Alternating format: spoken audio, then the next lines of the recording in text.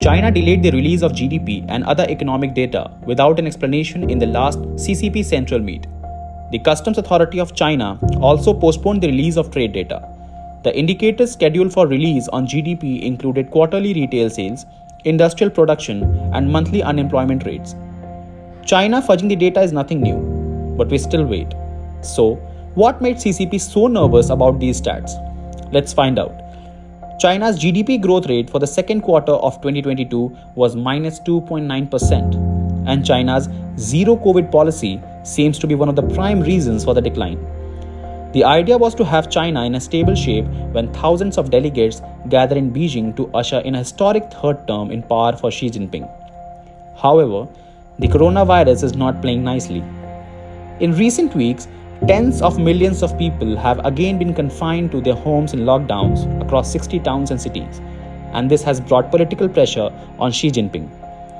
Elsewhere, vaccine rollouts have meant learning to live with the virus, but this one major economy stands alone, clinging to a response designed to quash every outbreak. Strict lockdowns, mass testing, constant scanning of health codes, and travel restrictions have stopped China's hospitals from being swamped. But it comes at a cost. Official youth unemployment stands at 18.7%. Earlier this year, it was nudging 20%. To an extent, the superpower is getting by.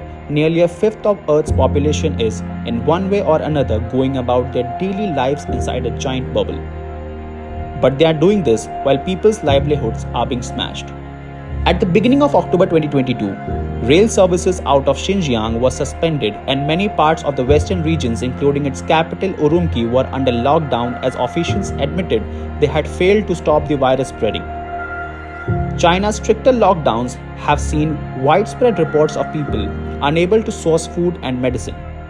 But zero COVID is affecting people's daily lives in myriad other ways too. 3 years into the crisis, this is exhausting the population. Global supply chains, primarily of automobiles, tech and toys, have been disrupted by shutdowns and reopenings. Industries are under constant threat of uncertainty. Adding to it are power outages, the rising of cost of logistics, and rising unemployment. Xi Jinping appears to be struggling through one of the toughest times of his tenure. Striking the iron while it's still hot, India is doing everything to add to his woes. India is emerging as a land of opportunities for businesses in various sectors, breaking the hegemony of China. Many companies have shifted their manufacturing plants from the communist dictatorship to the largest democracy. India is all set to hurt China where it hurts the most: the semiconductor and the chip industry. The Indian government is offering huge incentives to the semiconductor industry with some attractive production-linked incentives for companies.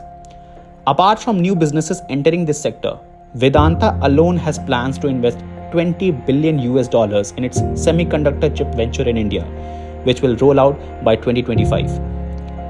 Taiwan's Deputy Minister of Economic Affairs, Shen Chai, will be in Delhi this November, aiming to set up a semiconductor manufacturing hub in India while focusing on a free trade agreement with New Delhi. While Taiwan is seen as a superpower in terms of semiconductor manufacturing, India is keen to roll out the red carpet for global investors to set up manufacturing facilities in the countries under the Semicon India program. In the meantime, US has deployed its new weapon to sabotage China's tech dream. President Joe Biden has issued an executive order to cancel the US citizenship of nationals working in China's semiconductor chip industry. It resulted in a massive amount of resignations by Americans from Chinese companies. This is more evidence that, of course, this tension on the technological front between China and the United States is ramping up after that Biden administration move last week that we just outlined prior to my report here. And essentially, we are learning from sources that a number of these U.S. chip equipment makers, like Applied Materials, KLA, and Lam Research, have or will start withdrawing its staff from its customers in China, including... Finally, on October 24, 2022, China's National Bureau of Statistics announced the GDP growth of the third quarter of 2022 to be 3.9% year-on-year. and it has come with the cost of an increased fiscal deficit. It has increased from $200 billion to a whooping $1 trillion in the last 1 year. It appears that China might feel an increase in isolation from the world. As a shift in supply chains and technology, restrictions threaten the world's second biggest economy.